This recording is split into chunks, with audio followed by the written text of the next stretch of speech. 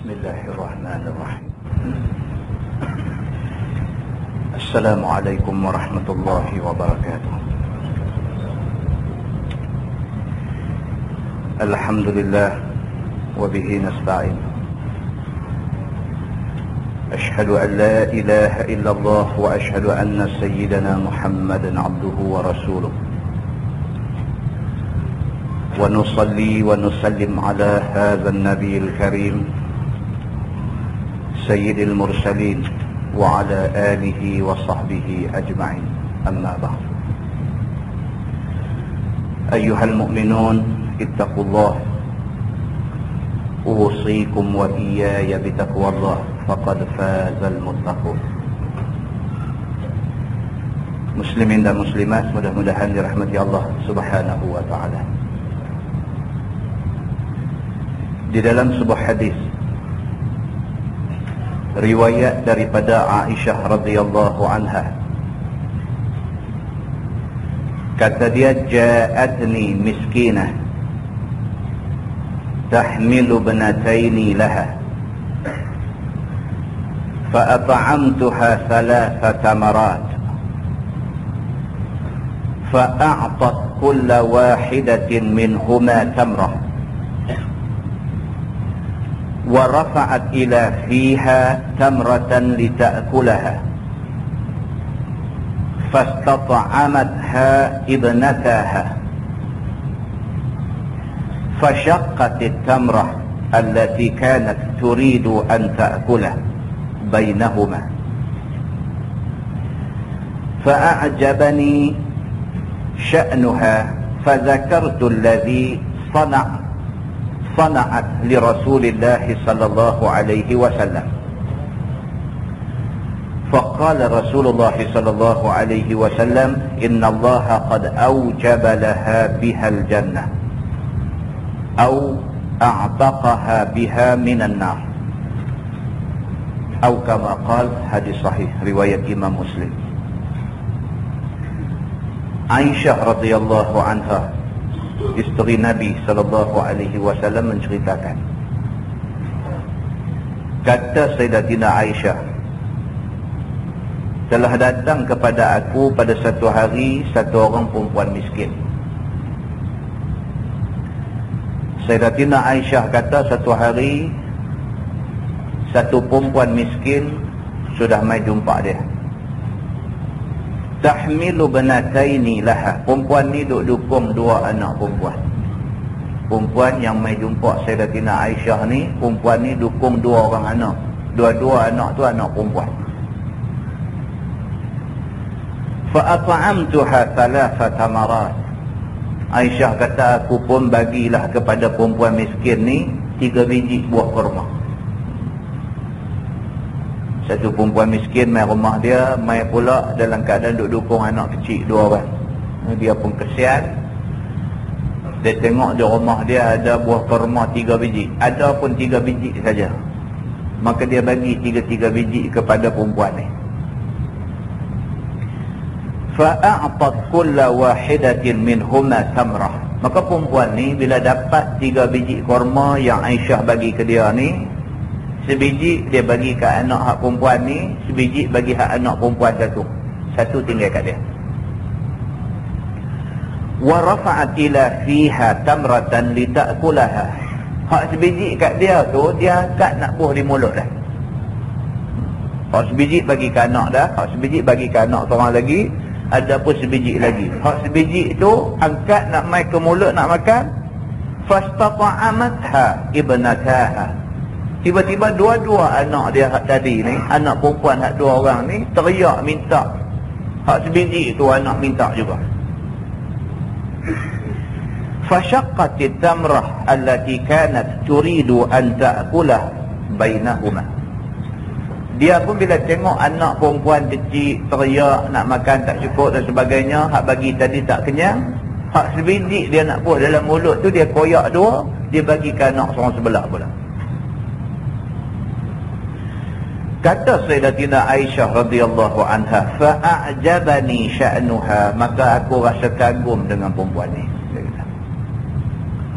Aisyah kata, aku berasa cukup kagum dengan perempuan ni. Dia miskin, tapi tak buang anak. Miskin, walaupun hidup dalam keadaan serba miskin, sampai nak makan pun tak ada. Walaupun dia miskin, anak dia bawa juga. Kemudian yang kedua, dia kata bila orang bagi ke dia makanan 3, dia bagi ke anak seorang satu, dia bercadang nak makan hak satu lagi kat dia. Tapi oleh kerana anak ni teriak nak, dia tak makan. Dia koyak hak bahagian dia tu bagi ke anak. Habis, kat dia tak ada apa.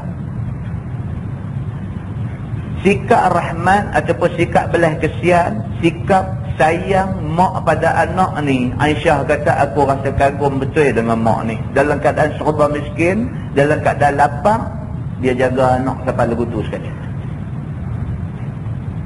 فَذَكَرْتُ الَّذِي صَنَعَتْ لِرَسُولِ اللَّهِ صَلَّى اللَّهُ عَلَيْهِ وَسَلَّمَ. Bila Nabi balik, aku cerita kat Nabi benda ni. Aisyah kata bila Nabi balik, aku cerita dekat Nabi, ya Rasulullah, tadi mai di rumah kita satu perempuan miskin, dia mai pula dalam keadaan dukung anak perempuan 2 orang, lepas tu minta makan dekat aku. Di rumah kita dia pun tak ada apa, hak ada korma 3 biji. Maka aku bagi korma 3 biji, aku bagi kat dia. Kemudian dia bagi ke anak dia seorang satu, hak satu dia nak makan. Tak ada nak makan, anak minta. Dia koyak hak bahagian dia tu, koyak 2 bagi seorang sebelah, dia tak boleh apa. Aisyah cerita benda ni kepada Nabi SAW. Faqala Rasulullah SAW. Nabi bila dengar cerita tu, Nabi bersabda, Nabi kata, Inna Allah qad awjaba laha bihal jannah. Nabi kata, sesungguhnya Allah Subhanahu wa ta'ala mewajibkan kepada perempuan tu, dengan kerana apa dia buat tadi kepada anak dia tu, dengan kerana perbuatan dia belas kesian kepada anak perempuan dia tu, kerana tu Allah mewajibkan kepada dia syurga. Au a'taqaha biha minan nar. Nabi kata ataupun Allah Subhanahu wa ta'ala membebaskan dia daripada api neraka. Hadis itu hadis sahih riwayat Imam Muslim. Muslimin dan muslimat yang dirahmati Allah sekalian, apa yang ada di dalam hadis ni ialah, yang pertama, sifat belas kesian sangat penting dalam agama. Itu nombor 1. Sifat belas kesian, berasa kesian, kesian kepada orang Islam.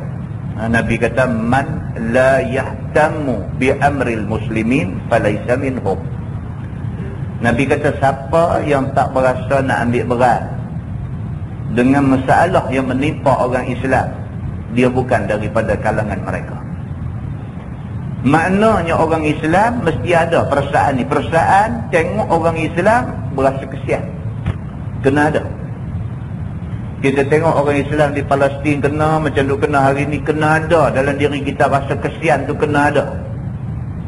Kita tengok keadaan orang Islam di Mindanao, kita kena ada rasa kesian. Kita tengok keadaan orang Islam di Kemboja, kita kena ada rasa kesian. Kita tengok keadaan sebahagian orang Islam di Indonesia yang miskin, kena ada dalam diri kita rasa kesian. Kena ada rasa kesian tu. Kerana rasa kesian yang ada dalam diri kita tu boleh menyebabkan Allah Subhanahu wa ta'ala selamatkan kita daripada api neraka. Ini bukan hadis dhaif, bukan hadis maudhu' yang direka-reka, tetapi ini hadis sahih riwayat Imam Muslim. Muslimin dan muslimat yang dirahmati Allah sekalian. Yang kedua, hadis ni nak bagi tahu dekat kita bahawa rasa kesian ni lebih-lebih lagi kalau sekiranya jatuh kepada anak perempuan. Hadis ni tidak sebut perempuan ni mai rumah Aisyah secara kebetulan dukung anak perempuan, tak. Tetapi hadis ni bertujuan untuk nak highlight anak perempuan. Itu satu. Sebab ada dalam sebuah hadis lain riwayat daripada Anas bin Malik radhiyallahu anhu, kata dia, anin Nabi sallallahu alaihi wasallam qala, man 'ala jariyataini hatta tablugha jaa yaum al-qiyamah ana wa huwa kahataini wa dhamma asabi'ah atau kama qala. Hadis sahih riwayat Imam Muslim. Nabi sallallahu alaihi wasallam bersabda, Nabi kata man 'ala jariyataini. Jariyataini, Imam Nawawi kata makna dia bintaini, dua anak perempuan. Man 'ala jariyataini hatta tablugha. Barang siapa yang bela, yang pelihara, yang tanggung segala keperluan dua anak perempuan dia. Itu sebab kita kata hadis tadi bukan secara kebetulan perempuan tu mai rumah Aisyah bawa dua anak perempuan. Tetapi apa yang nak di-highlight dalam hadis tu ialah anak perempuan tu kalau sekiranya bapak dia, mak dia jaga dia betul-betul, janji besar pahala di sisi Allah Subhanahu wa taala. Nabi SAW kata man 'ala, barang siapa yang tanggung segala keperluan. Imam An-Nawawi kata maksud tanggung segala keperluan itu ialah dia tanggung keperluan makan minum, pakaian, pendidikan, didikan adab sopan, ilmu dan sebagainya. Mana-mana ibu, mana-mana bapa yang menanggung semua keperluan ni ke atas anak perempuan dia. Mana-mana ibu, mana-mana bapa, mana-mana ibu bapa yang menanggung keperluan pendidikan, keperluan makan minum, keperluan pakaian, keperluan didikan adab dan sebagainya pada anak perempuan dia, Nabi kata dia tanggung ni hatta tablugha, sehinggalah dua-dua anak perempuan dia akil baligh.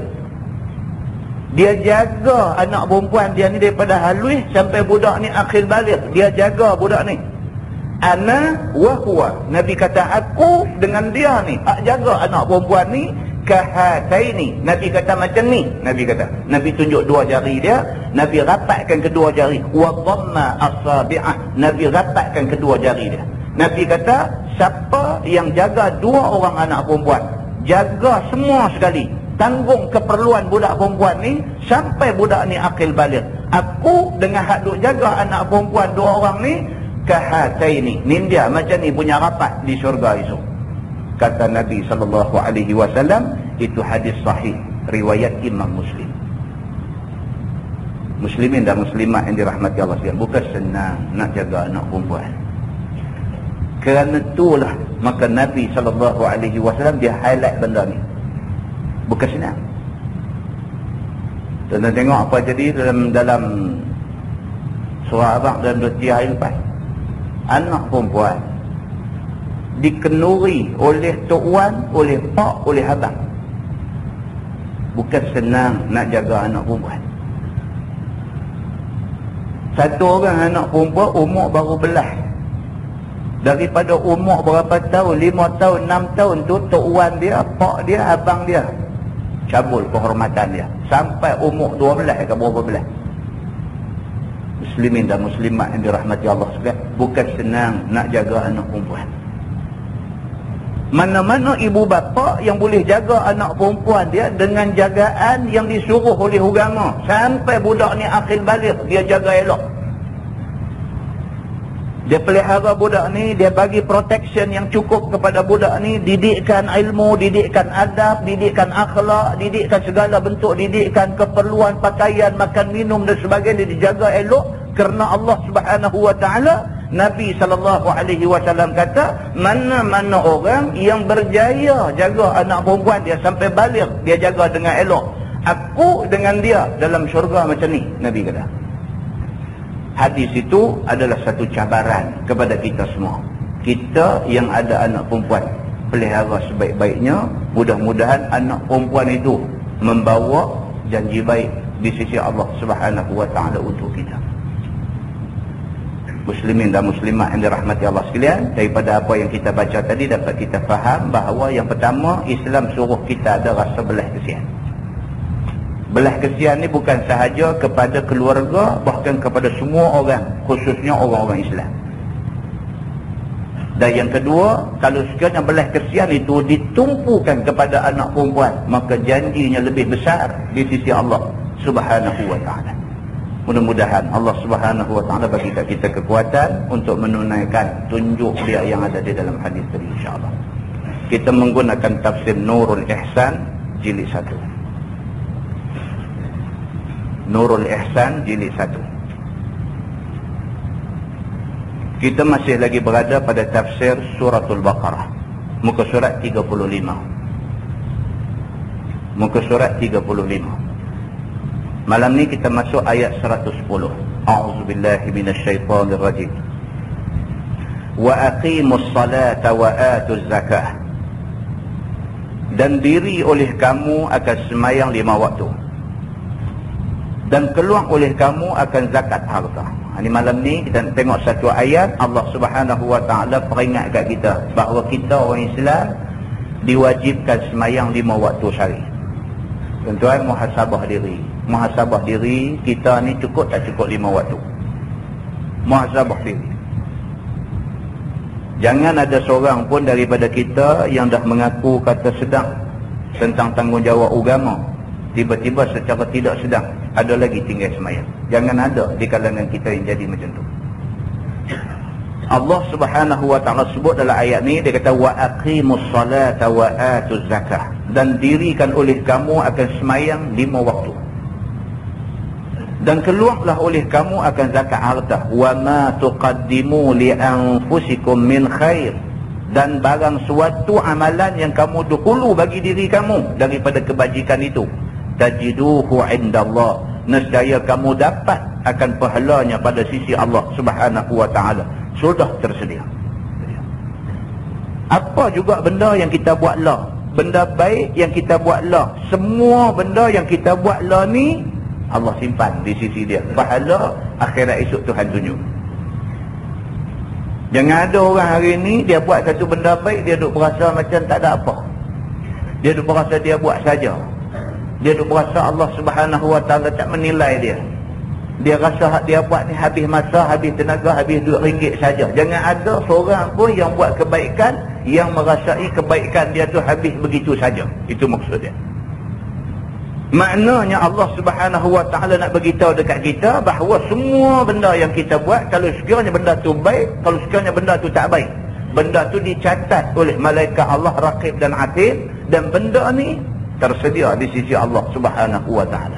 Kalau banyak kebaikan, banyaklah balasan pahala disediakan oleh Allah. Kalau banyak kesalahan, kejahatan, dosa dan sebagainya, banyak balasan azab disediakan di sisi Allah Subhanahu wa taala. Firman Allah, innallaha bima ta'maluna basir. Bahwasanya Allah Subhanahu wa taala dengan barang yang kamu amal itu amat melihat. Maka membalas ia akan kamu dengan amalan kamu itu. Dia nak bagi tahu pula kat kita, Tuhan tengok semua. Tuan-tuan, apa kita buat Tuhan tengok semua. Bahkan Tuhan tengok, bukan dia tengok hak kita buat saja. Allah Subhanahu wa taala melihat sampai ke isi hati kita. Beza Allah Subhanahu wa taala dengan kita ni, beza dia, kita kalau tengok, kita tengok nampak takat hak luar aja, dalam tak nampak. Kita kalau tengok nampak takat dinding aja, balik sana dinding tak nampak. Tapi Allah Subhanahu wa taala, dia kalau dia tengok kita, bukan dia tengok luar kita, dia tengok sampai ke dalam hati kita. Allah Subhanahu wa taala walau dinding tebal macam mana, Allah Subhanahu wa taala melihat lepas pada balik sana dinding lagi, Allah nampak belakang. Maka dia nak bagi tahu dekat kita sini, innallaha bima ta'maluna basir. Sesungguhnya Allah, dia nampak semua hak kamu buat selama ni. Firman Allah Subhanahu wa taala, wa qalu lan yadkhulal jannata illa man kana hudan aw nasara. Man tu bukan min. Apa betul? Wa qalu man yadkhulal jannata illa man kana hudan aw nasara. Kata mereka itu, Yahudi dan Nasrani, mereka kata tidak masuk akan syurga itu melainkan oleh mereka yang ada ia Yahudi atau Nasrani. Yahudi dengan Nasrani ni, mereka klaim, mereka kata mereka saja yang berhak masuk syurga. Yahudi kata syurga tu hak dia punya, lain daripada Yahudi tak boleh masuk.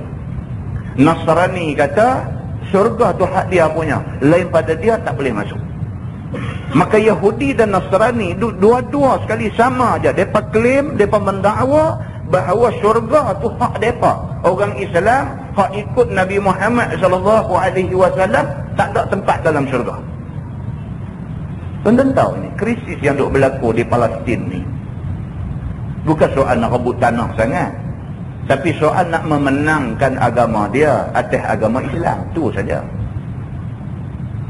Bukan soal nak berebut tanah sangat, tapi soal yang lebih besar daripada tu ialah dia nak memenangkan agama dia daripada agama Islam. Dia nak tunjuk kepada dunia bahawa orang Islam ni kena mai cium kaki dia, kena mai kulum ibu jari kaki dia. Dia nak tunjuk kepada dunia bahawa orang Islam ni berjaya dihina oleh dia, dan dunia menyaksikan penghinaan yang dia buat ke atas orang Islam. Sekaligus agama dia dapat dinaikkan ke atas agama Islam. Itu agenda yang tersembunyi di sebalik benda-benda yang berlaku di seluruh dunia. Sama aja. Sama dengan kes Masjid Babri di India. Bukan soal tapak masjid tu nak buat kuil, bukan soal tu. Soalnya nak hina orang Islam. Berapa banyak bukit lagi tu ada di sana, berapa banyak tanah lapang lagi tu ada. Kalau nak buat, kalau setakat nak buat kuil dia, banyak tempat dia boleh buat. Tapi dia nak masjid tu diruntuhkan, tapak masjid tu dia nak buat kuil. Tujuan dia apa? Tujuan dia nak memenangkan agama dia atas agama Islam. Muslimin dan muslimat yang dirahmati Allah sekalian. Kata dia, kata demikian itu oleh Yahudi Madinah dan Nasara Najran. Yang kata ni, yang kata syurga tu hanya mereka aja boleh masuk, yang kata tu ialah Yahudi Madinah. Madinah masa tu ada perkampungan Yahudi. Khaybar, nama tempat tu. Khaybar ini perkampungan Yahudi belaka duduk situ. Maka Yahudi yang duduk di Madinah ni, yang duduk di Khaybar ni, dia dakwa kata syurga tu hak dia je. Orang Islam ni nanya saja ya, tak akan rasa syurga. Demikianlah halnya dengan Nasara, orang-orang Nasrani yang duduk di Najran. Mereka pula kata syurga hak mereka, bukan hak orang Islam, bukan hak Yahudi. Tak kala munazarah mereka itu, yakni lawan berhujah mereka itu di hadapan Nabi SAW. Yahudi dan Nasrani ketika munazarah, ketika duk lawan hujah dengan Nabi ni, depan-depan Nabi, mereka kata Muhammad, kamu dan orang-orang kamu tidak akan dapat rasa syurga, kerana syurga tu hak kami. Depan-depan Nabi, mereka kata. Demikian hal juga dengan Nasara ni, dengan Nasrani ini, depan Nabi juga mereka kata Muhammad, syurga yang kamu duk sebut bagi tahu dekat orang-orang kamu tu, syurga tu kamu dan orang kamu tak akan rasa. Syurga tu hak kami. Nasara pun kata macam tu. Arti kata Yahudi itu tiada masuk akan syurga melainkan orang Yahudi, dan kata Nasara ialah tiada masuk akan syurga melainkan orang Nasara. Masing-masing klaim kata dia punya. Macam kita lah, macam kita lah. Dia ni kata dia betul, kau ni kata dia ni betul, kawan ni kata, kawan hak kata betul tadi tak betul, kawan nu pula kata dia ni tak betul, duduk lawan. Betul-betul siapa betul? Dah. Kadang-kadang boleh pening. Betul-betulnya siapa yang betul? Dia ni kata Islam dia betul, dia ni kata Islam dia betul. Dia ni kata Islam dia betul, Islam kau tu tak betul. Kau tu kata Islam dia betul, Islam kau ni tak betul. Betul-betul siapa betul? Orang hak mengaji, hak menurut disiplin ilmu yang sebenar, dia tahu siapa betul. Kau hak jenis Islam kapal Islam ni, dia tak tahu hak mana betul. Dia jadi tak tahu hak mana betul pasal dia banyak Islam daripada timur. Dia banyak tak nampak mai mengaji daripada mai. Jadi dengan duk mai sebulan sekali, dengan duk mai sebulan 2 kali mengaji ni, macam mana dia nak nampak Islam yang sebenar macam mana? Nabi SAW dulu, dia tarbiyah sahabat dia didik sahabat dia, bukan kata 30 hari sebulan. Nabi SAW dulu didik sahabat dia daripada pagi sampai ke malam. Abu Hurairah radhiyallahu anhu adalah satu orang sahabat yang paling tamak sekali nak belajar ilmu daripada Nabi. Mana Nabi pi dia pi. Sehingga ke Abu Hurairah kata, kalaulah tidak kerana ada ayat dalam Quran yang melarang aku sembunyikan ilmu, dia kata aku nak sembunyi ilmu tu dekat aku. Pasal apa? Pasal aku fed up tengok setengah sahabat ni, Nabi pi duk mengajar, duk terang ilmu, mereka tak mau pi dengar. Lepas tu mereka duk tanya aku, apa Nabi kata semalam, apa Nabi kata semalam. Abu Hurairah kata, kalau tak kerana ayat melarang kita daripada sembunyi ilmu, aku rasa macam nak simpan ilmu tu kat aku. Aku nak dapat ilmu bukan senang. Aku turut Nabi mana Nabi pi. Tak mana Nabi pergi mengajar, aku ada. Nabi pergi mana, aku sampai. Nabi duduk tak mana, aku ada di sebelah. Aku ikut ni bukan pasal nak bodek Nabi, tapi aku ikut ni pasal aku nak ilmu daripada Nabi. Aku punya susah payah cari ilmu. Hampa tak ikut Nabi, tak ambil tahu apa yang Nabi ajar. Hampa jumpa aku, hampa tanya aku, semalam Nabi kata apa? Dia kata kalau ikut hati, Abu Hurairah kata, kalau ikut hati, aku tak mau cerita apa yang Nabi habang semalam dekat hampa semua. Hampa betul kena cari ilmu. Muslimin dan muslimat yang dirahmati Allah sekalian, ini yang duk berlaku. Bila masyarakat tidak terdedah kepada ilmu, tidak cukup ilmu, maka masyarakat confused dengan keadaan yang duk ada ni. Dia tak tahu ni betul-betul mana satu betul, dia kata. Muslimin dan muslimat yang dirahmati Allah sekalian, demikianlah berlaku kepada Yahudi dan Nasrani. Yahudi kata dia betul, dia kata Islam dengan Nasrani tak betul. Nasrani kata dia betul, dia kata Islam dengan Yahudi tak betul. Islam kata Islam betul, Yahudi dengan Nasrani tak betul. Kita tengok dia nak kata apa. Tilka amaniyuhum, demikian itulah keinginan, yakni cita-cita mereka yang batil. Tuhan kata, inilah satu cita-cita, satu angan-angan Yahudi dan cita-cita dan angan-angan Nasrani, yang cita-cita dan angan-angan mereka ni batil, tak akan mendapat, tidak akan menjadi kenyataan. Yahudi duk kata syurga nak jadi hak dia, Nasrani duk kata syurga nak jadi hak dia. Tuhan kata tilka amaniyuhum, demikian itu adalah angan-angan Yahudi dan Nasrani. Sebaliknya dua-dua ni tak akan rasa syurga Allah. Tuhan kata, Qul, kata olehmu ya Muhammad bagi mereka itu, hatu burhanakum, bawa mai oleh kamu akan hujah kamu atas yang demikian itu. In kuntum sadiqin, jika adalah kamu itu benar sekaliannya. Tuhan kata kat Nabi Muhammad, wahai Muhammad, pergi jumpa Yahudi, pergi jumpa Nasrani, pergi kata dekat mereka, kalau hampa betul, hampa kata syurga tu hak hampa punya, bukan hak orang Islam punya, hampa jumpa mereka, pergi kata kat mereka, kalau betul syurga ni hak hampa punya, buat mai bukti. Nak tengok macam mana yang kata syurga ni jaminan dapat dekat hampa. Firman Allah, bala, sebenarnya masuk akan syurga oleh lain daripada mereka itu. Tuhan kata sebenarnya hak nak dapat masuk syurga bukan Yahudi, bukan Nasrani, lain daripada Yahudi dan Nasrani. Sebaliknya, man aslama wajhahu lillah wa huwa muhsin, orang yang akan masuk syurga itu ialah barang siapa yang serah mukanya kepada Allah Subhanahu wa taala semata-mata, dan dia buat amal yang saleh, mawahid, yakni mengesahkan Allah Subhanahu wa taala. Itu dia. Tuhan kata hak nak dapat syurga ni ialah orang yang mengesahkan Allah Subhanahu wa taala. Nasara dia tak mengesahkan Allah. Dia ada berapa ramai Tuhan dia? Tuhan Allah ada satu, Tuhan Mak ada satu, Tuhan Anak Jesus ada satu. Tiga Tuhan dia ada. Bila kata ada tiga, maknanya hampa tak layak masuk syurga. Syurga hanyalah untuk kumpulan yang mengatakan Tuhan dia Allah satu aja. Tuhan kata macam itu, falahu ajruhu inda rabbih, maka baginya pahalanya pada sisi Tuhannya syurga. Orang yang mengatakan Tuhan dia Allah, syurga tersedia untuk dia. Tuhan kata, wala khaufun alaihim wala hum yahzanun, dan tiada takut atas mereka itu, dan tiada mereka itu duka cita di akhirat. Mana-mana orang yang dalam dunia ni, masa hidup dalam dunia ni, bagi dia Tuhan dia Allah aja. Tak usah siapa buat main apa pun kat dia, bagi dia Tuhan dia Allah aja. Orang yang macam ni, Tuhan kata di akhirat esok, di dunia dia tak payah duka cita, di akhirat esok pun dia tak payah nak rasa takut dan duka cita. Tak payah. Pasal apa? Pasal Allah Subhanahu wa taala pelihara dia di akhirat esok. Dan kita duk baca hadis di Masjid Jelutong. Dia kata sab'atun yudhilluhumullahu fi dhillih yauma la dhilla illa dhilluh. Nabi kata ada 7 golongan yang Allah Subhanahu wa taala akan lindung mereka pada hari yang tak ada siapa boleh dapat perlindungan melainkan perlindungan Allah. 7 golongan ni tak payah takut, tak payah duka cita. Tuhan pasti akan pelihara mereka. Firman Allah, waqalatil yahudu laisatin nasara ala syai'.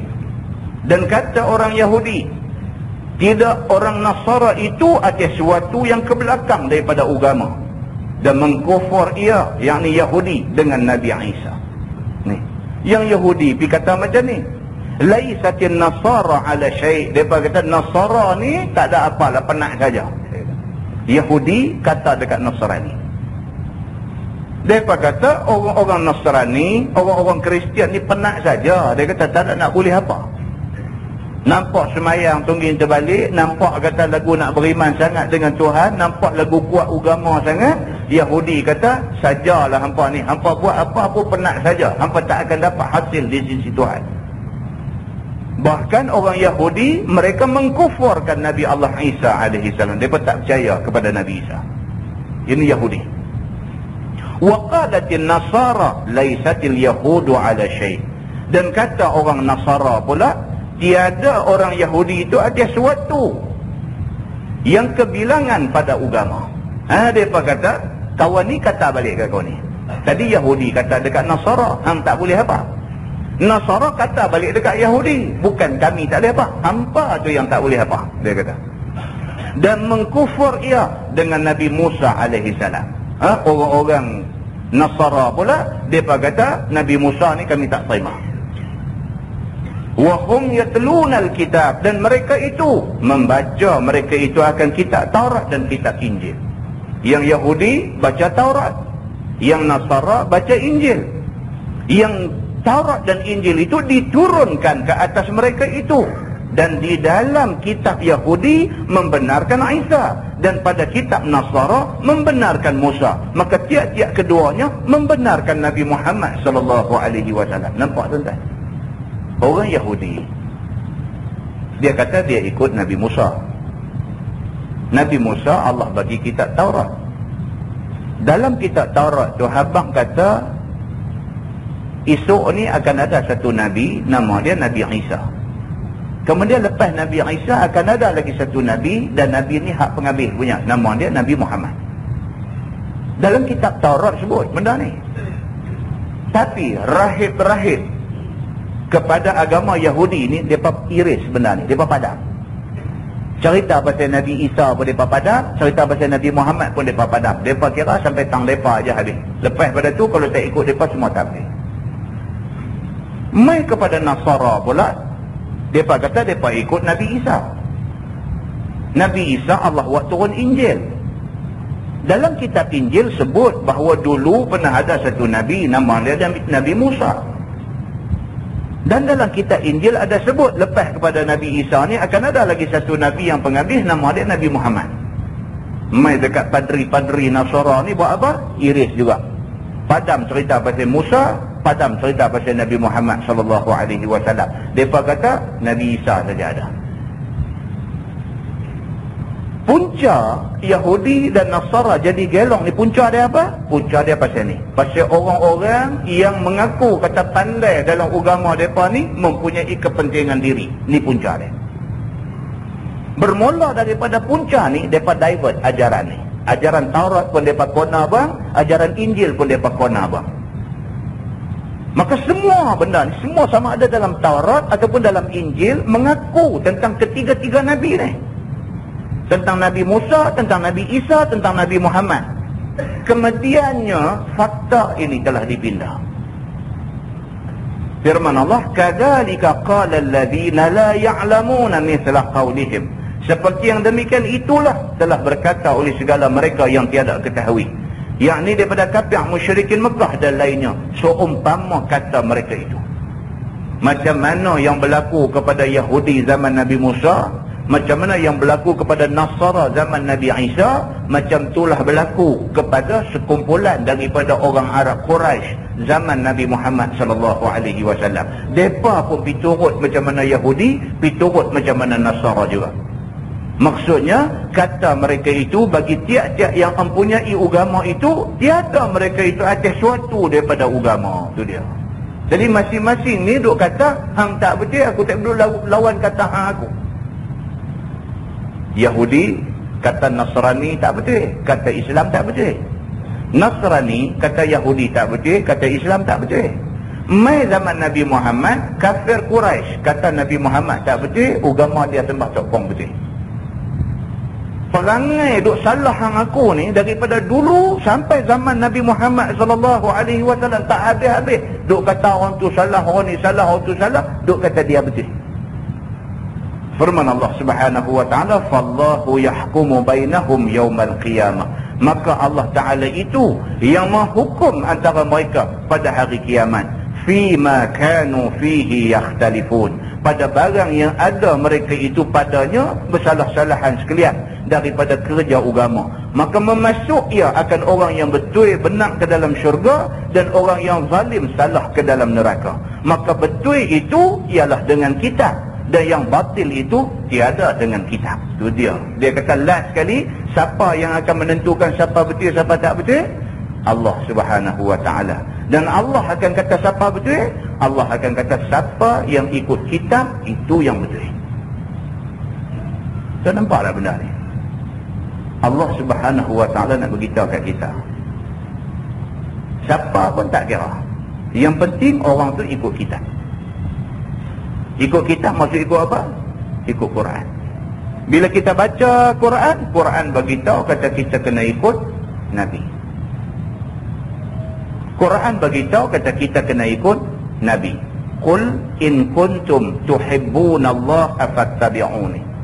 Quran kata, katakanlah wahai Muhammad kepada orang-orang Islam, kalau kamu sayang, cinta, kasih kepada Allah, maka ikutlah aku.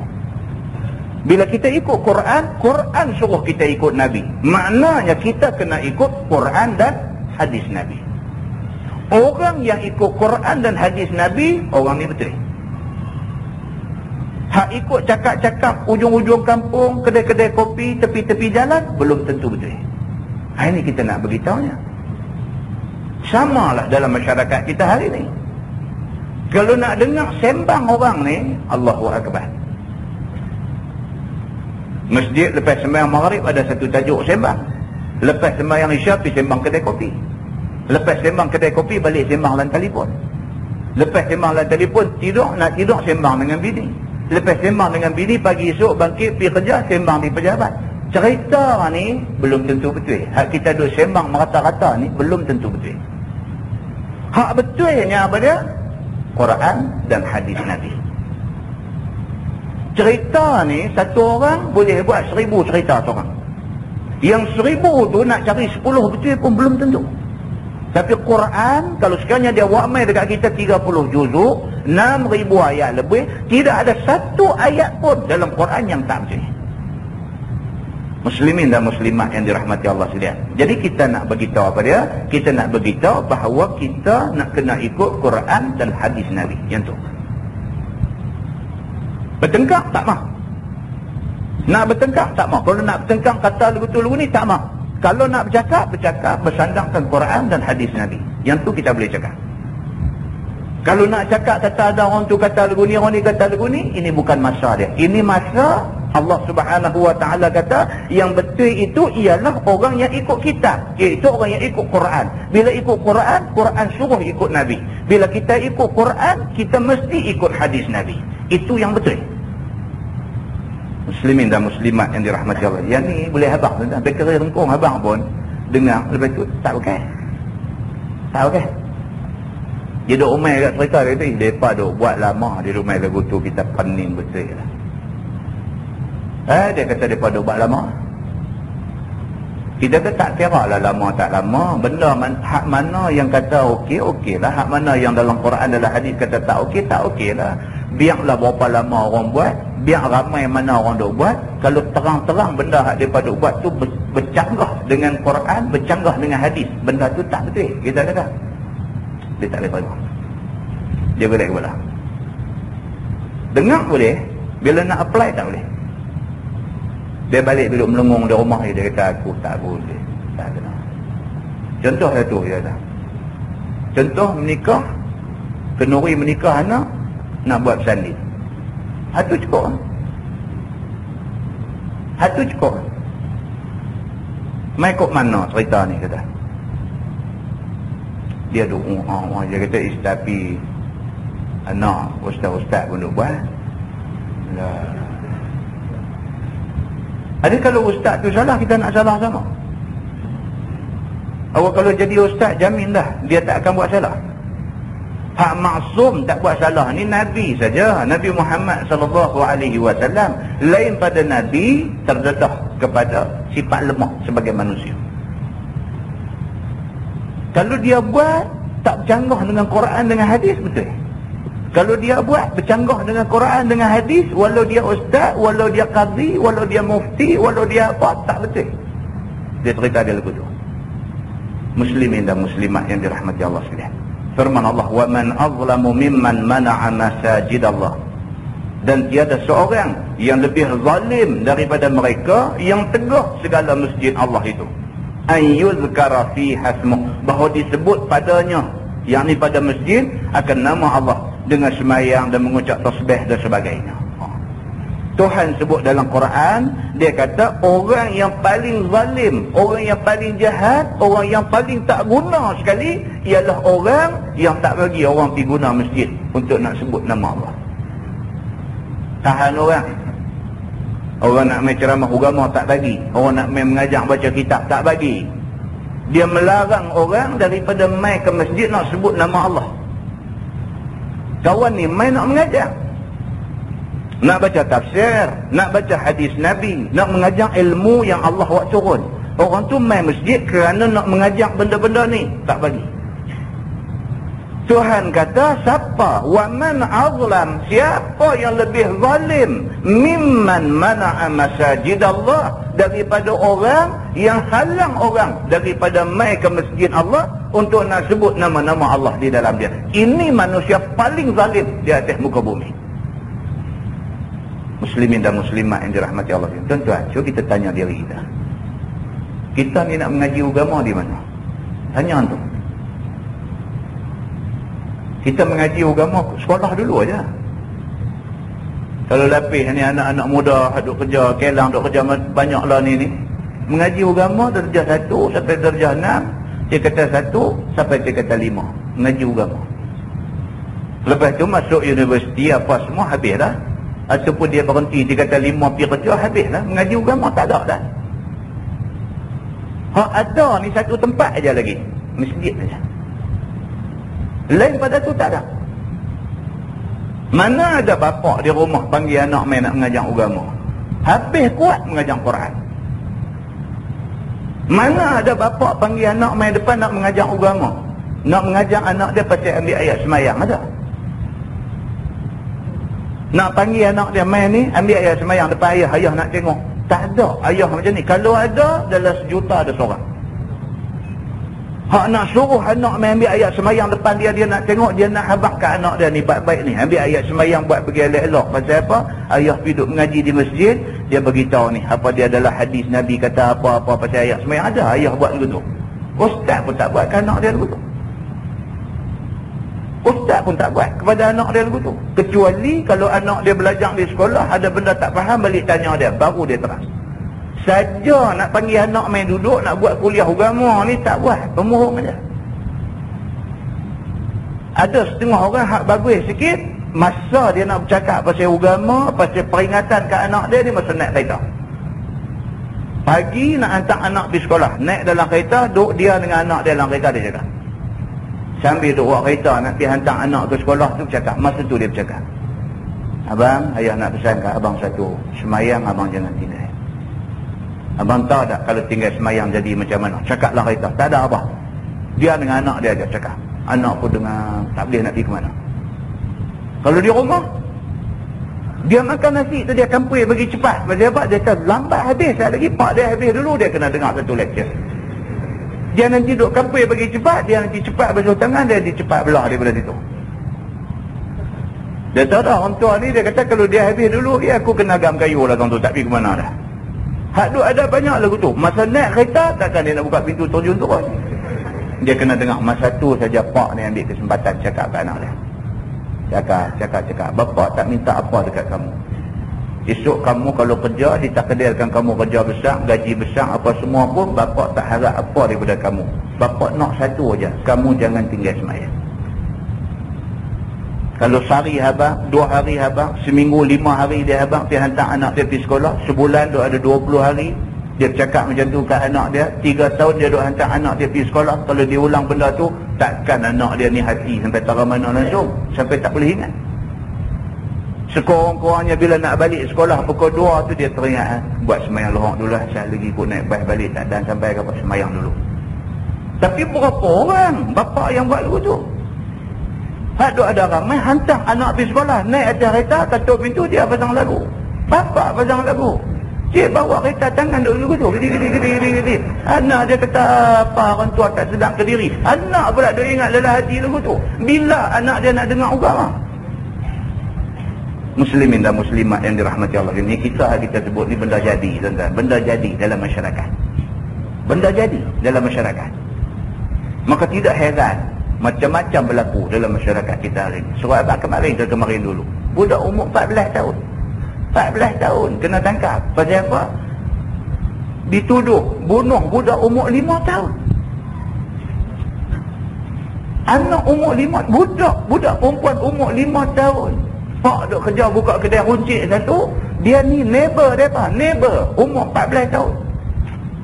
Dia boleh bunuh budak umur 5 tahun, pergi lempak mayat budak perempuan tu dalam semak, dalam keadaan tak ada pakaian.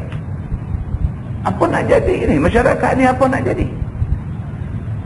Muslimin dan muslimat yang dirahmati Allah sekalian. Satu aja tempat nak boleh dengar agama lah ni bagi orang yang dah lepas sekolah, masjid.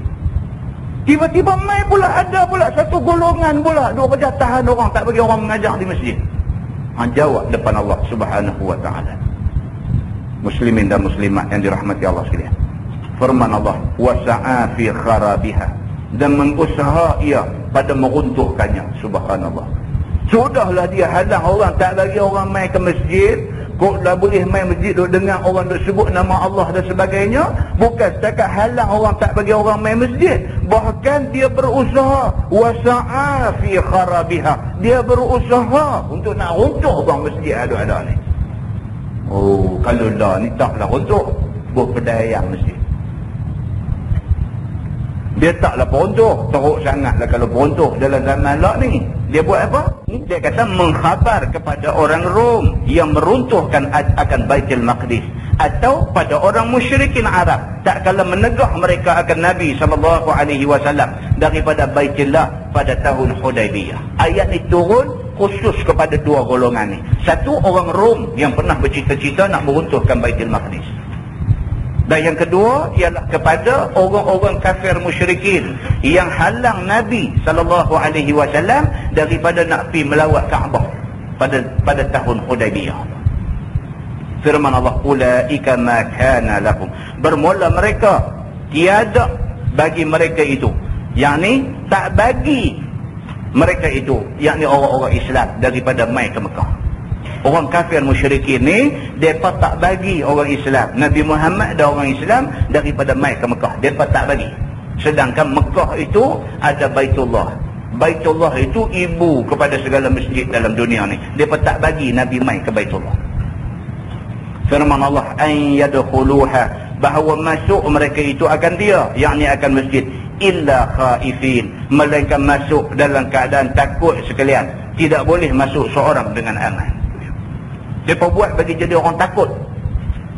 Nak pergi masjid takut. Pasal apa? Dia letak kaki-kaki pukul keliling masjid dan sebagainya, nak bagi orang susah nak main ke masjid. Seperti mana kafir Quraisy buat dekat Nabi SAW. Mereka tahan tak bagi masuk. Kalau nak masuk juga, mereka kenakan ugutan-ugutan di sepanjang jalan, supaya orang tak boleh nak masuk main ke Masjidil Haram. Firman Allah Subhanahu wa ta'ala, lahum fid dunya khizyun, bagi mereka itu di dalam dunia itu kehinaan, yakni dengan suruh bunuh dan tawan dan ambil jizyah.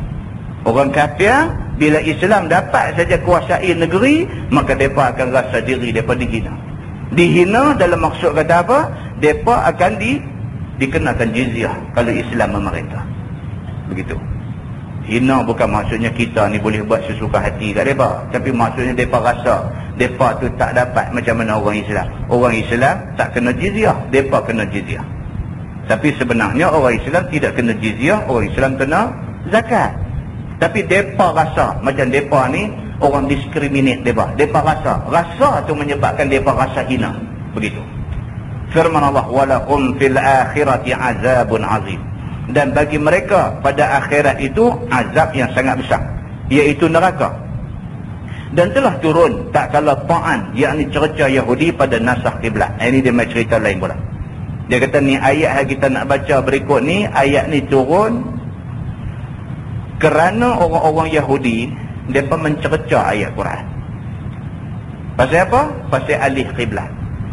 Tuan-tuan kita semua tahu kiblat asal kita ialah Baitul Maqdis. Kemudiannya Allah buat turun mai satu ayat memerintahkan supaya kiblat tu dialih kepada Baitullahil Haram.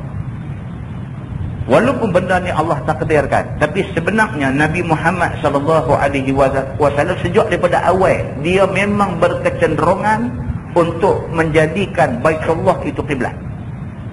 Nabi Muhammad sendiri dalam hati dia ni dia duk rasa galah.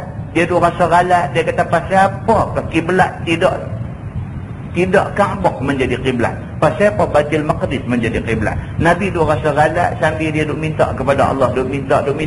Allah makbulkan permintaan Nabi, maka Allah alih kiblat daripada Baitul Maqdis kepada Baitullahil Haram. Dan benda tu berlaku ketika Nabi SAW tengah semayang. Nabi tengah semayang, Nabi duk menghadap ke arah Baitul Maqdis, turun ayat fawallu wajhaka syatral masjidil haram, maka Nabi pun pusing dan menghadap ke arah Masjidil Haram. Bila turun ayat ubah kiblat ni, orang Yahudi exploit benda ni. Orang Yahudi ambil kesempatan atas isu ni. Orang Yahudi kata apa? Dia kata betul ke? Dia kata Tuhan nampak ni, Sat kata lagu ni, nampak? Dia ambil kesempatan. Dia kata kalau betul Tuhan nampak ni maha berkuasa, maha mengetahui, takkan dia tak tahu kata Masjidil Haram ni lebih baik daripada Baitul Maqdis. Awak dia awal-awal dulu tak suruh menghadap sini. Pasal apa awal-awal suruh menghadap sini, lepas tu pikir-pikir pula kata sini bagus baru nak alih. Makna Tuhan nampak apa serupa macam orang juga. Dia paduk kata lagu tu. Ni Yahudi. Samalah Yahudi.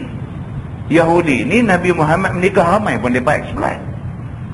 Tuduh benda yang sampai kita ni tak boleh dengar, sampai nak ketak tangan kita. Tuduh kat Nabi Muhammad ni benda yang bukan-bukan. Oleh kerana Nabi ni menikah ramai, maka Nabi ni seks manis, dia kata. Oleh macam-macam. Jumpa hadis apa dalam kitab hadis ni cerita kata Nabi SAW biasa tidur dengan beberapa orang isteri dengan sekali mandi. Dia kata sah dah. Nabi Muhammad ni seks manis. Ini unsur eksploitasi yang cuba dibuat oleh orang-orang Yahudi. Dia jumpa hadis ni, dia bukan nak tengok hadis ni secara positif. Hadis tu bukan nak tunjuk Nabi macam tu, tapi dia nak tunjuk kata harus kalau buat macam tu. Tapi dia tak tengok dari sudut yang positif, dia kata benda yang tak elok dekat Nabi. Samalah dengan kes bila Allah alih kiblat daripada Baitul Maqdis kepada Kaabah, dia pak exploit benda ni. Kita tengok apa dia berkata.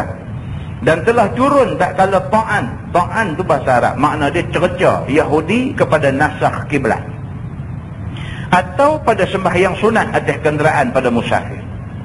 Di mana menghadap ia? Firman Allah, walillahil masyriq wal maghrib, milik Allah lah masyriq dan maghrib, timur dan barat. Ni bila orang-orang Yahudi duk pertikai, apa ni Sat suruh menghadap ke sebelah masyriq, Baitul Maqdis duduk ada sebelah timur. Lepas itu suruh menghadap dekat Baitullah duduk sebelah maghrib, sebelah barat. Pada mulanya orang Islam sembahyang menghadap matahari naik.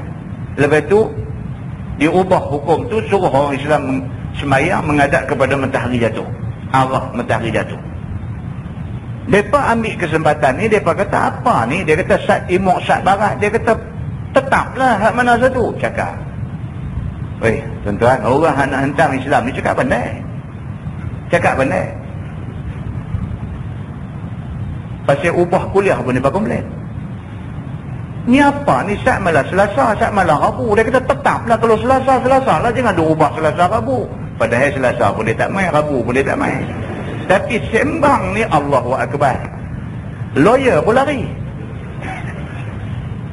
Dia kata apa ni? Dia kata, saya nak buat komplain. Tetap satu hari senang. Dia kata ni bagi orang confuse. Kita duduk nak tengok muka dia tak nampak pun. Jadi komplain ni mengalahkan orang hadu main mengaji. Macam tu ada dulu. Yahudi ni tak pernah berasa pun, dalam hati tak pernah berasa pun nak ikut agama yang dibawa oleh Nabi Muhammad SAW. Tak pernah berasa pun nak ikut. Tapi bila Allah suruh orang Islam alih kiblat daripada Baitul Maqdis mai kepada Masjidil Haram, depa komplain. Orang Islam tak komplain, depa komplain. Bila depa komplain, Allah jawab, walillahil masyriq wal maghrib. Tuhan kata milik Allah timur dan barat. Tuhan kata, hampa nak sibuk apa? Kalau aku suruh menghadap belah timur pun, timur pun hak aku. Kalau aku suruh menghadap belah barat, barat hak aku. Timur, barat hak aku semua. Aku nak suruh menghadap mana, aku punya suka. Tuhan kata, ambil apa? Tuhan jawab kat mereka macam tu. Maksudnya, bumi sekaliannya hak Allah Subhanahu wa ta'ala. Tuhan nak buat apa? Dia punya suka. Tuhan buat alam ni berapa punya cantik, tuan-tuan. Dia buat Pulau Pinang ni dahlah satu pulau, lepas tu dengan air laut keliling jernih, cantik dan sebagainya. Satu bukit dia jolok naik bagi kereta api, dua dia naik buah nama Bukit Bendera. Dia tengok apa tang mana Allah buat bagi cantik. Sampai hari esok ni, Tuhan nak bagi kiamat alam ni. Siapa boleh komplain? Tuhan kata, bumi hak aku punya. Pulau Pinang yang hampa duk marah sangat bila aku nak kiamat, nak lingkupkan Pulau Pinang ni, yang hampa duk marah sangat aku nak kiamatkan Pulau Pinang esok ni, hampa siapa? Pulau Pinang tu hak aku punya. Tuhan kata, bukan hak hampa punya. Hampa tumpang duk saja di sana. Tapi Pulau Pinang, Malaysia, dunia, alam seluruhnya hak aku punya. Aku Tuhan Rabbul Alamin. Aku nak buat macam mana? Aku nak bagi elok ke?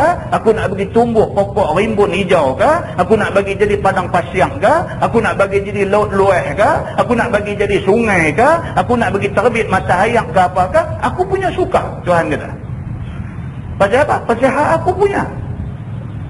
Kalau aku kata hampa menghadap ke arah Baitul Maqdis, ke arah timur, lepas tu aku nak suruh hampa alih daripada Baitul Maqdis mai ke sebelah Masjidil Haram di barat, itu aku punya hal. Tuhan kata, pasal apa? Walillahil masyriq wal maghrib. Hak Allah punya timur dan barat. Tuhan jawab macam tu. Tuan-tuan, kadang-kadang Tuhan ni pun dia jawab nampak kasar. Pasal apa? Pasal padan dengan puas tiga suku tak mau nak faham. Dia jawab kasar. Hak aku punya, ikut suka aku nak buat macam mana pun, dia kata. Fa'ainama tuwallu, maka di mana pihak kamu menghadap muka kamu pada sembahyang dengan suruh Allah, fasamma wajhullah, maka di sanalah kiblat Allah yang ia redha akan dia.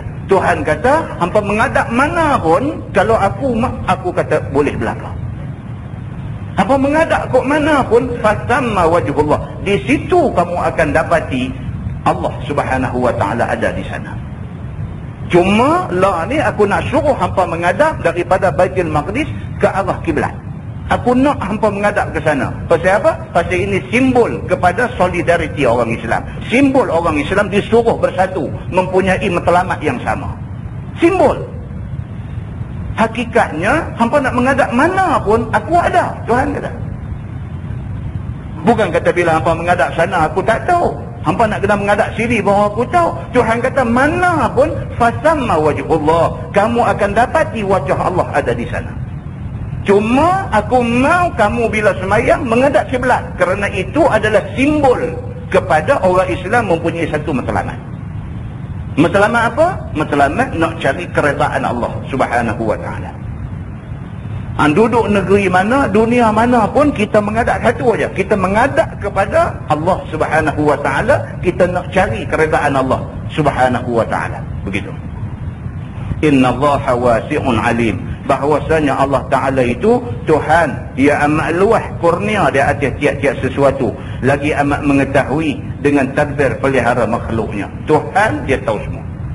Ayat ni tuan-tuan dulu berlaku kepada satu orang, nama dia Sa'id bin Zubair. Saya cerita dah dulu ni. Sa'id bin Zubair, sahabat Nabi. Dia ni dituduh. Dia dituduh sebagai pro kepada Sayyidina Ali. Dia dituduh satu orang yang pro Sayyidina Ali.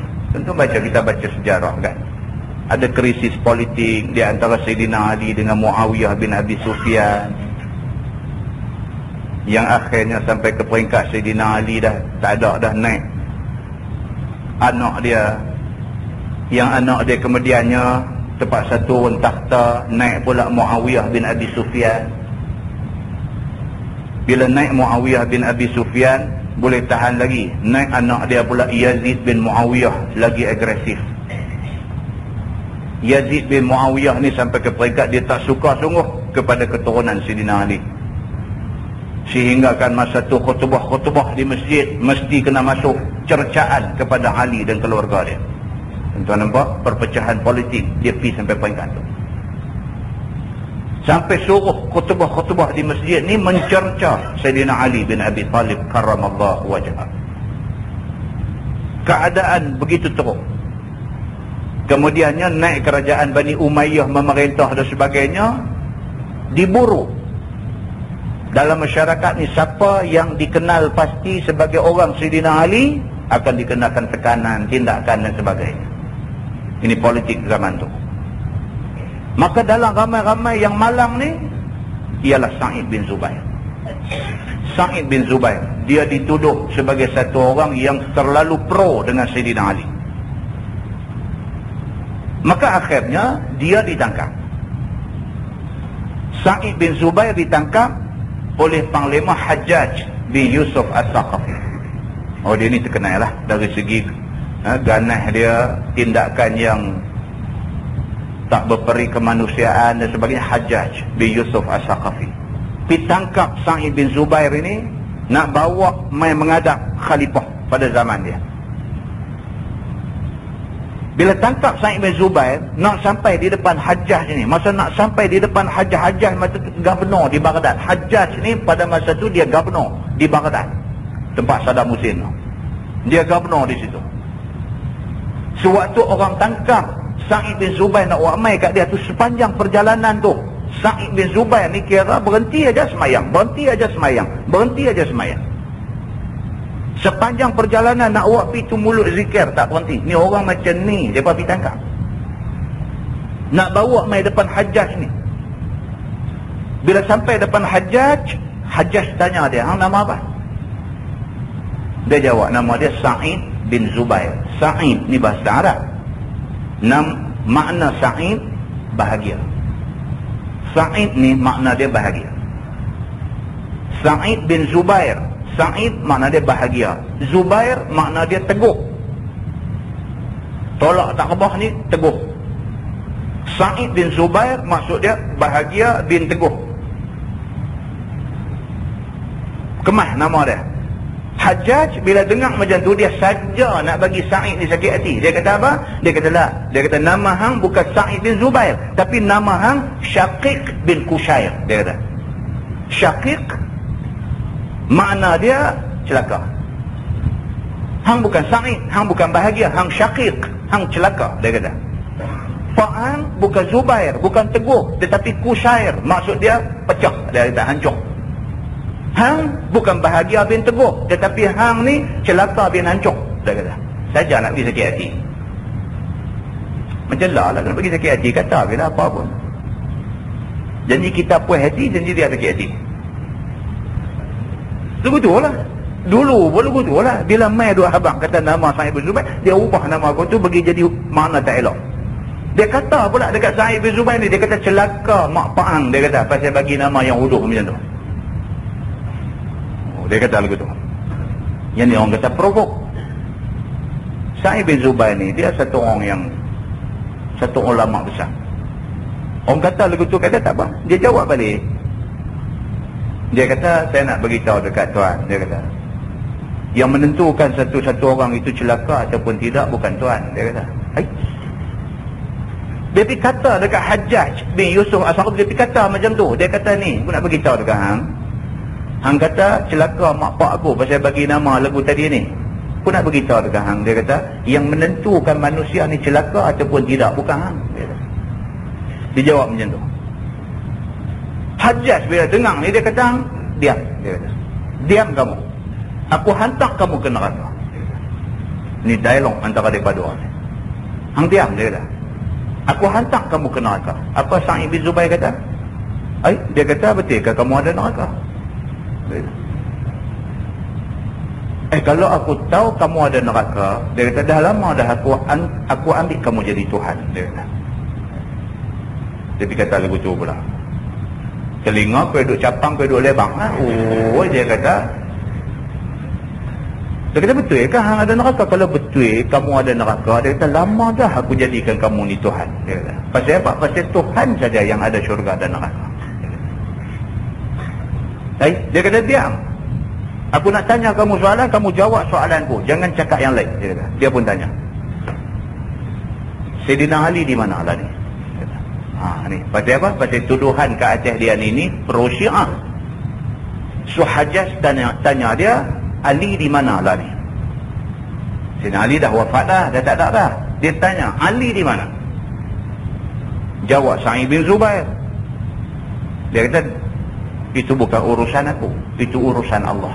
Dia kata, aku tak tahu. Dia kata, Ali duduk di mana apa semua tu bukan aku punya bisnes. Itu Allah punya urusan, Allah saja yang tahu. Tak apa?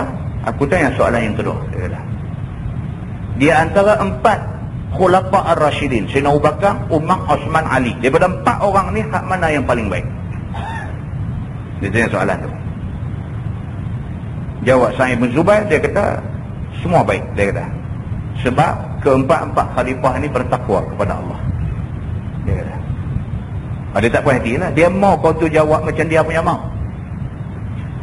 Dia tanya tadi, di antara 4 khalifah ni hak mana paling baik. Dia nak dengar kawan ni jawab kata Ali paling baik. Kalau jawab memang betul lah. Daripada abang kat aku, hang ni pro Sayyidina Ali memang betul. Dia nak yang tu, kau tu tak jawab lagu tu. Kau tu kata 4-4 bagus. Pasal apa? Pasal 4-4 sekali bertakwa kepada Allah.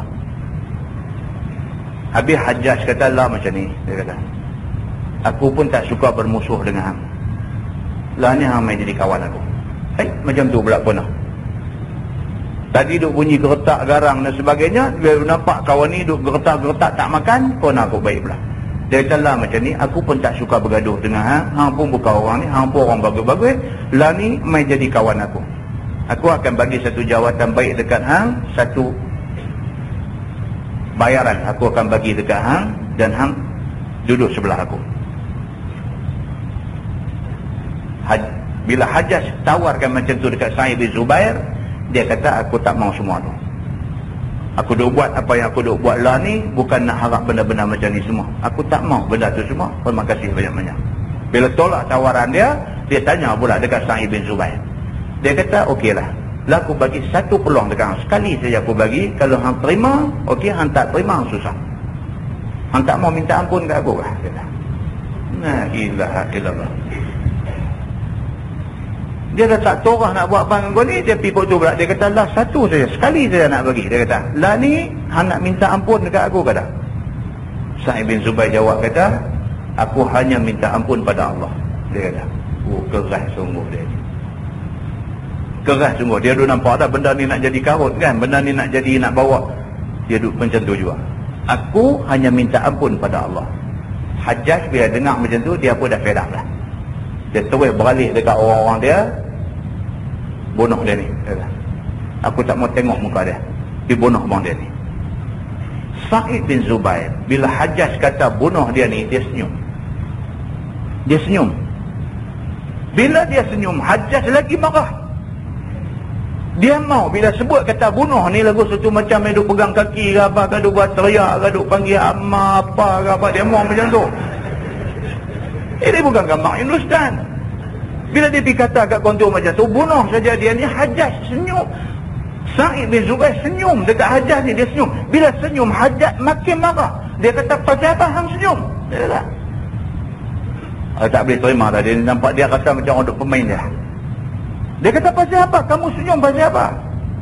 Sa'id bin Zubair jawab kat dia, aku senyum, dia kata, kerana aku heran. Ada lagi rupanya orang yang tak takut dekat Tuhan dia lah. Tadi dia nak provok kau ni, sekarang kau ni sudah provok dia balik. Dia sudah kata dekat kau ni, dia kata aku senyum ni bukan pasal apa, aku duk fikir balik, aku heran. Dia kata ada lagi orang yang tak takut dekat Tuhan dia. Bila kata macam tu, Hajjaj terus kerja dekat orang hadut kerja pancung ni, orang dia ni, dia kata la juga, aku tak mau tengok dah dia ni hidup. La juga, letak kepala dia, bagi putih bawang tengkok dia. Sudah, aku tak mau tengok. Maka kepala Sa'id bin Zubair ni pun ditekan rapat ke tanah ni. Tekan rapat ke tanah. Masa tekan kepala dia rapat ke tanah, dia baca ayat. Mulut ni baca ayat Quran. A'udzubillahi minasyaitanirrajim. Inni wajjahtu wajhiya lillazi fatara as-samawati wal ardh hanifan wa ma ana minal musyrikin. Dia baca ayat tu. Dia baca ayat tu, dia kata sesungguhnya aku hadapkan wajah aku ni kepada Allah, Tuhan yang menjadikan langit dan bumi. Aku hadapkan ini dengan penuh ikhlas dan aku bukan orang musyrikin. Dia baca ayat tu. Hajjaj bin Yusuf As-Saqafi, dia pun Arab, dia reti maksud ayat tu. Bila dia dengar ayat tu dibacakan, dia kata dekat kawan anak pancung ni, dia kata hang alih muka dia daripada menghadap kiblat.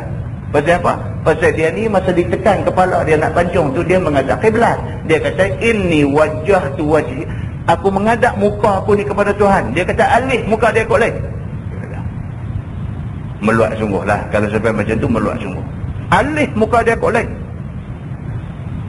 Maka kawah anak pancung ni pun alih muka Sa'id bin Zubair ni menghadap kot lain. Dia baca ayat yang kita baca tadi, walillahil masyriqu wal maghrib fa aynama tuwallu fasamma wajhullah innallaha wasi'un alim. Dia baca ayat tu. Dia kata timur barat semua hak Allah punya.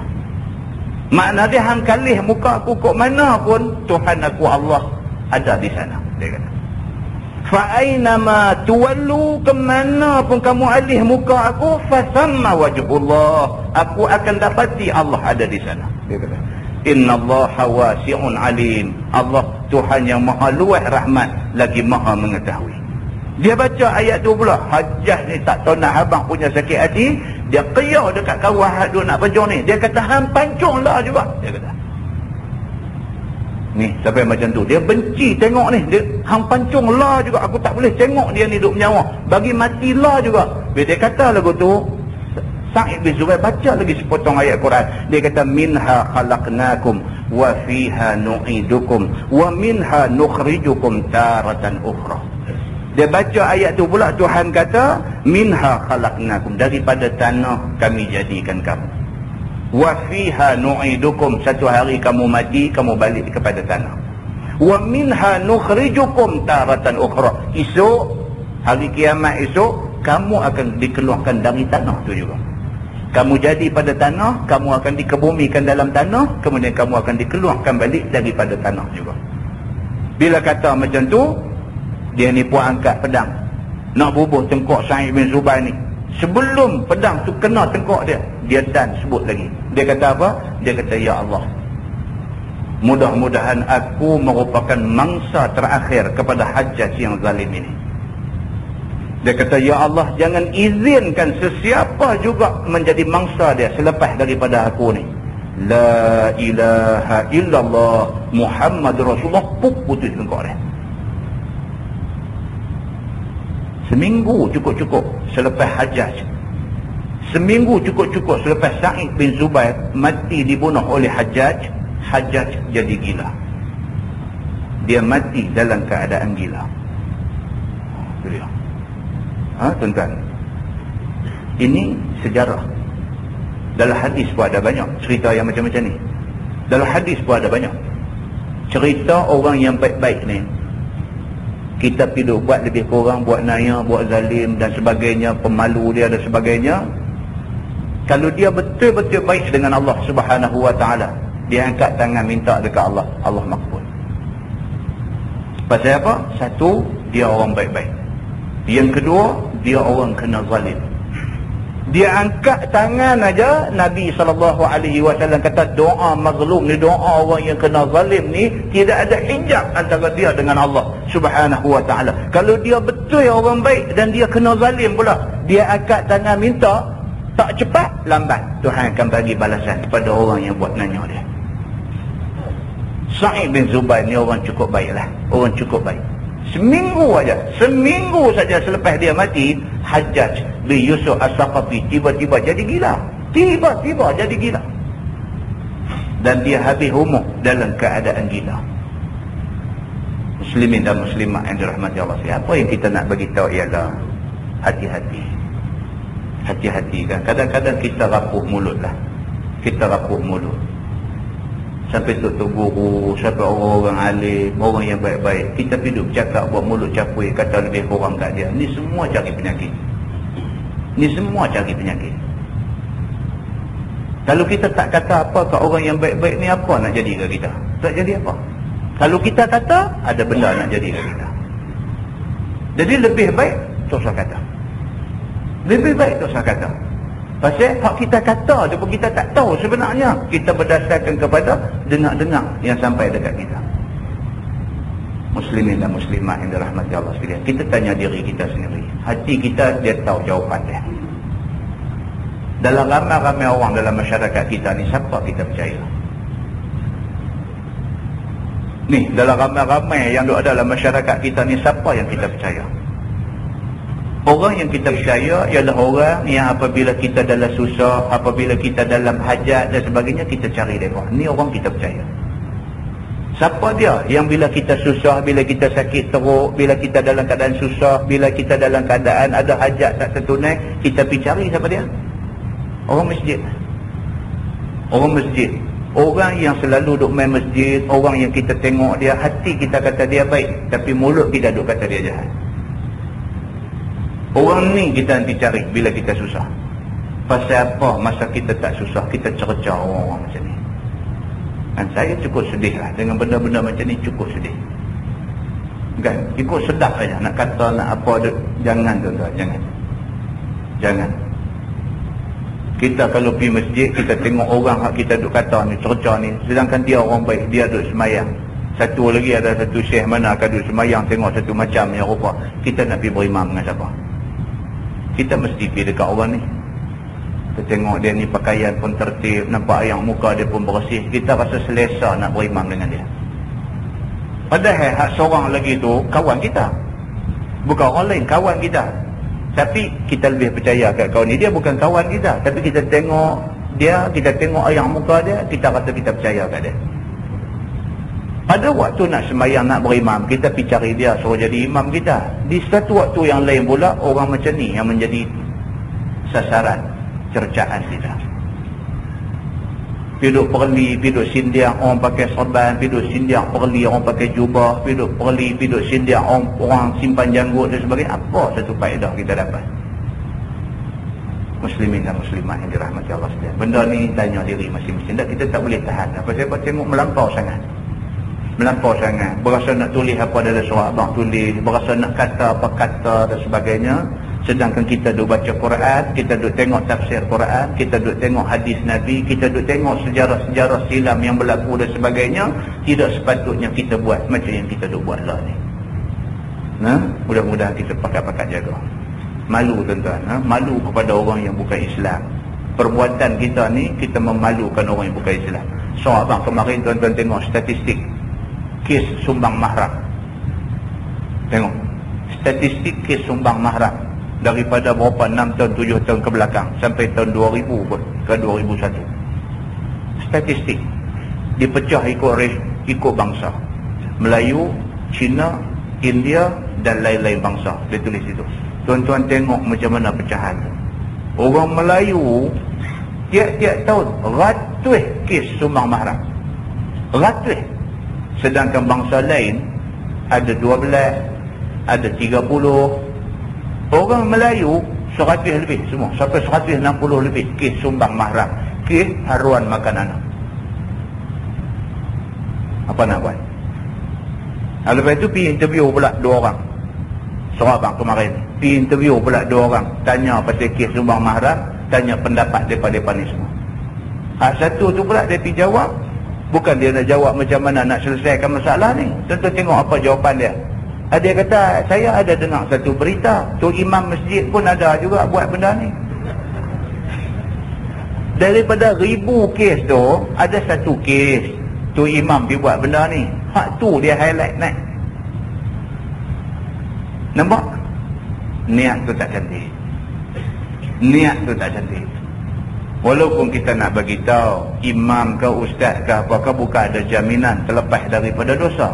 Tetapi janganlah kes yang terpencil itu di highlight sampai tenggelam hak 1000 kes lagi. Jadi kalau highlight benda ni tujuan apa? Kita nak tanya tujuan apa? Dia pergi habang pula, dia kata orang-orang agama ni, dia kata orang-orang agama ni mereka tahu kata bila buat dosa boleh minta ampun, Tuhan boleh ampun tu sebab mereka mau buat. Berapa orang agama yang buat benda ni?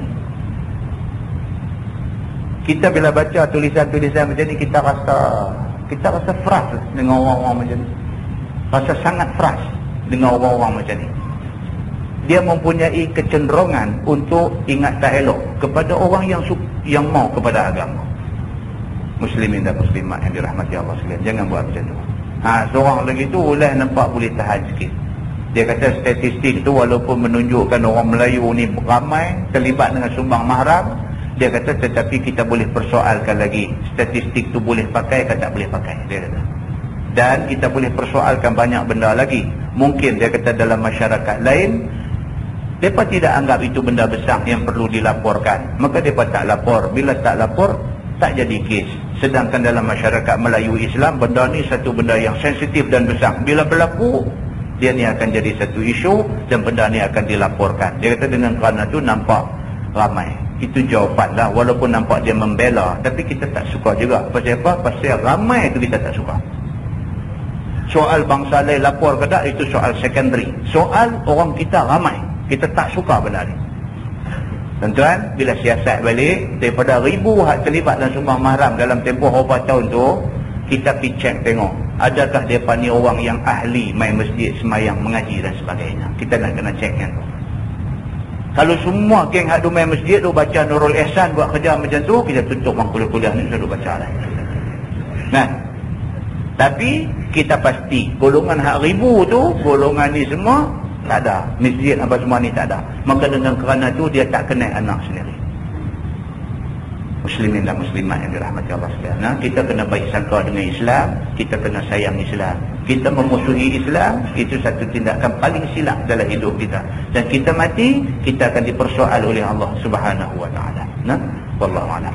Lepas ini kita sambung ayat firman Allah Subhanahu wa taala, wa qalu ittakhadallahu walada subhanahu bal lahu ma fis samawati wal ard kullun lahu qanitun. Kita akan tengok pula cerita lepas ni, cerita tentang golongan yang mengatakan Tuhan ni ada anak. Wallahu a'lam. Sangguhkan dengan tasbih kafarah dan surah Al-Asr.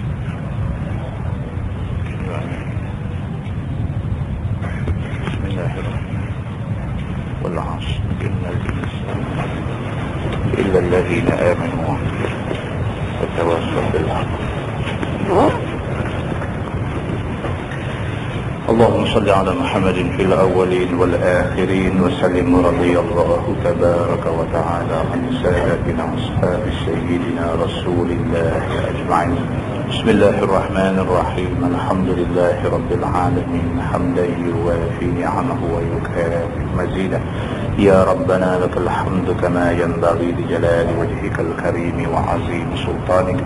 رضينا بالله ربا وبالإسلام دينا وبمحمد نبيا ورسولا. اللهم افتح علينا فتوح العارفين وارزقنا فهم النبيين بجاه خاتم المرسلين. اللهم فقهنا في الدين وعلمنا التأويل واهدنا صراطك المستقيم. اللهم أرنا الحق حقا وارزقنا اتباعه وأرنا الباطل باطلا وارزقنا اجتنابه. اللهم اجعل جمعنا جمعا مرحوما وتفرقنا من بعده تفرقا معصوما. وصلى الله على محمد وعلى آله وصحبه وسلم والحمد لله رب العالمين. السلام عليكم.